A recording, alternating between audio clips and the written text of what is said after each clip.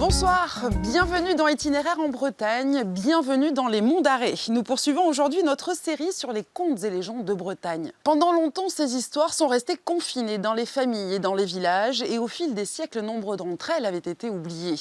Mais depuis une quarantaine d'années, la Bretagne semble redécouvrir ce patrimoine et son intérêt social et pédagogique. Regardez. Chadiram. Chadiram. C'est bien connu.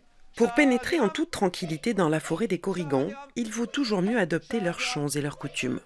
Ça tombe bien, car Jean-Michel ne manque jamais d'anecdotes sur les petits habitants des sous-bois. Je vais vous raconter une histoire. Je voyais pour la première fois, non seulement un Corrigan, mais quelque chose que personne n'avait jamais vu avant, la chasse à la limace. La chasse à la limace corrigane. Loisirs, musique et même habitat traditionnel, après 2 jours de classe découverte sur le thème des contes et légendes, ces enfants de Plabennec sont incollables sur les modes de vie des Corrigans. Il y a la porte. Là, il y a la porte. Après, là, il y a le paillasson. Là, il y a l'allée. Là, il y a une petite balançoire. C'est intéressant, c'est rigolo. Ouais. Ça fait pas peur. Ouais. C'est mieux que l'école ? Oui. Bah non, c'est bien l'école. C'est qu'à l'école, on travaille. Et ici, on travaille, mais on s'amuse. Ouais. Voilà. En partant sur les traces des Corrigans et des Poulpicans, les enfants redécouvrent la nature sans appréhension. L'expérience s'avère aussi être un excellent moyen de stimuler leur créativité et de les aider à se construire. Et alors qu'est-ce que fait? Tu manges une limace? J'ai envie qu'ils fassent le parallèle entre ce que je raconte, le caractère d'un Corrigan, le caractère d'un Poulpic, le caractère d'un Sgurk, et puis qu'ils puissent se rendre compte qu'eux-mêmes, ils sont un petit peu Corrigan, un petit peu Sgurk parfois, un petit peu Poulpic de temps en temps. Et je trouve que ça permet de bien se connaître soi-même aussi. On parle des valeurs qu'ont les Corrigans et qu'ont non pas non plus les Poulpicans. On peut aussi se rendre compte de ce qui est de la part de vérité dans les histoires ou ce qui est de l'invention, de l'imagination. On amène les enfants aussi à avoir un esprit critique par rapport à ça. J'ai la bouche rouge et sèche. Dans ta tente, t'attends. Après la balade dans les Monts d'Arrée, le travail se poursuit chez Timénez Arrée, l'association organisatrice. Ici, on réapprend à écouter, à s'exprimer devant les autres et à inventer sa propre histoire, de Corrigans et Poulpicans bien sûr. Le sonneur ramasse son biniou, le roule sous son bras, fait un grand « Kenavo a nosvat tudandut » et quitte la salle des fêtes.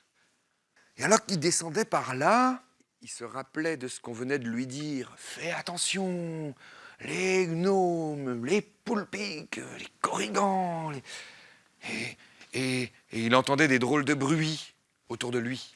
« Mais pourquoi j'ai peur alors ? Mais je ferais peut-être mieux de me jouer de la musique, se dit alors le sonneur.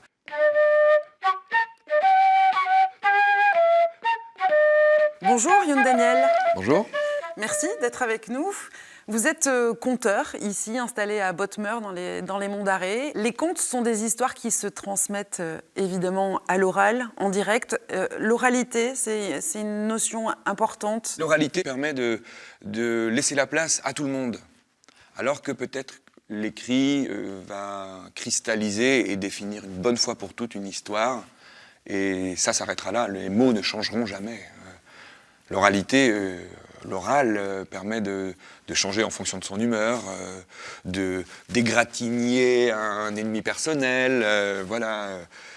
Donc c'est plus drôle, quoi, tout simplement. On a l'impression qu'il y a de plus en plus de conteurs. C'est une réalité, ça revient à la mode ou qu'est-ce qu'il en est ? Je pense qu'il y a de plus en plus de conteurs, effectivement. Autrefois, il y en avait beaucoup, et maintenant, ça revient à la mode, sans doute parce que les conteurs, finalement, pratiquent un art qui est de plus en plus reconnu, sans doute aussi professionnellement.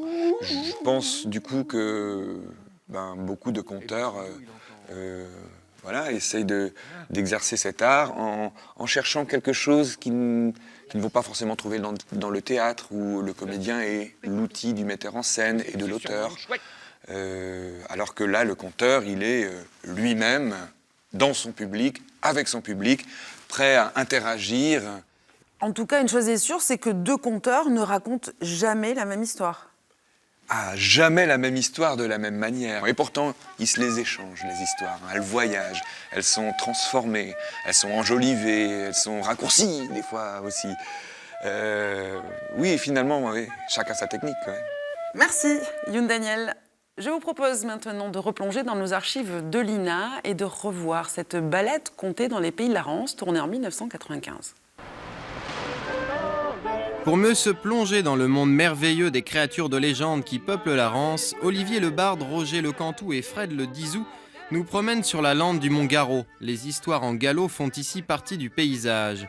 Une randonnée poétique proposée par la Maison internationale des poètes et écrivains de Saint-Malo.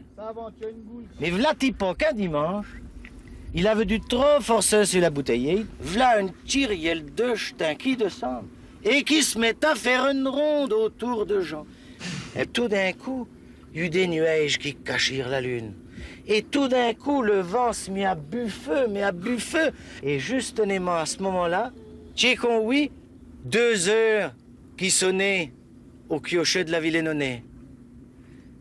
Eh ben, il te sauve parce que les ch'tains n'avaient plus de pouvoir à partir de 2 heures. Je crois que, curieusement, à une époque où nous estimons, avec les moyens de communication que nous connaissons, que nous communiquons, en fait, on s'aperçoit qu'on communique peu. Cette rencontre permet que la parole de nouveau soit vivante et circule et enrichisse les uns et les autres. Un conte dans un livre, c'est un conte mort, ça a besoin. Un conte, c'est fait pour être parlé. Le livre, c'est seulement fait pour les garder en mémoire. Bon, c'est la fin de cet itinéraire, en espérant qu'on ne croise pas de Poulpic ce soir, non hein.